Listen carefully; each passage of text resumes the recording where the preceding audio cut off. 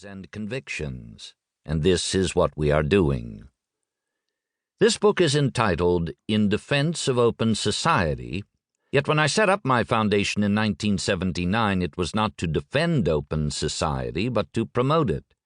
For the next 25 years, repressive regimes like the Soviet Union were collapsing, and open societies like the European Union were emerging. The trend turned negative only after the global financial crisis of 2008. The nadir was reached in 2016 with Brexit in Europe and the election of President Trump in the United States. I was an active participant in these events, and I had plenty to say about them. Now I see some early signs that the tide is turning again.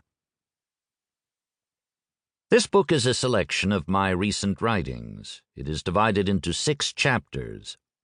The first chapter deals with the unprecedented dangers that confront open societies today.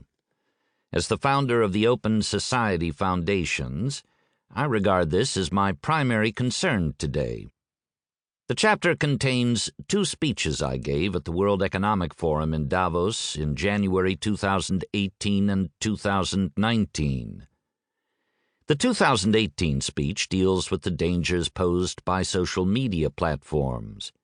In the 2019 speech, I warned the world of an even greater threat presented by the instruments of control that machine learning and artificial intelligence can put in the hands of repressive regimes. I focused on the Xi Jinping regime in China, which is the most advanced in these areas. I feel obliged to present the 2 speeches separately because my own thinking underwent a radical change during the intervening year. I started formulating my conceptual framework as a student at the London School of Economics under the influence of my mentor, the Austrian philosopher Karl Popper, and I continued developing it over the course of my life.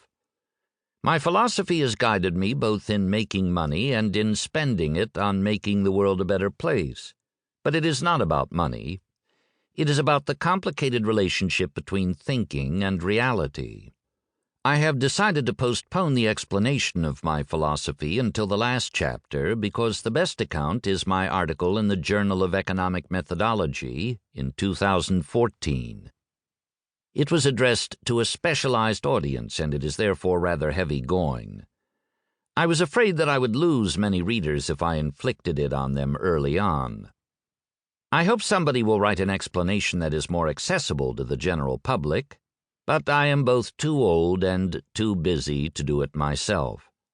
I did, however, try to make it more accessible by revising and abridging the Journal of Economic Methodology article for this book. I've devoted the second chapter to what I call my political philanthropy. I wrote my first essay on the subject in 2012, where I posed the questions, how could someone who is admittedly selfish and self-centered create a selfless foundation whose goal is to make the world a better place? And how can he pursue that goal even if the results don't satisfy him? I answered the questions very honestly.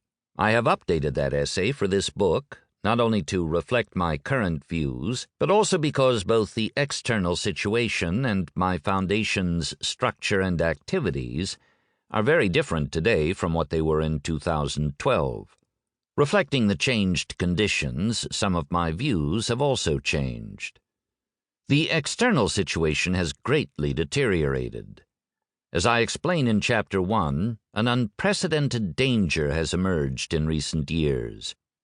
The rapid development of artificial intelligence and machine learning has produced instruments of social control that give repressive regimes an innate advantage over open societies. For dictatorships, they provide useful tools. For open societies, they pose a mortal danger. Our main task today is to find ways to counteract this built-in disadvantage. In 2012, my foundation was still in an expansionary stage, although the external situation was deteriorating. I was still active in the financial markets, and my fund was making a lot of money. This put us in an unusual position, as if we were exempt from the law of gravity. Those days are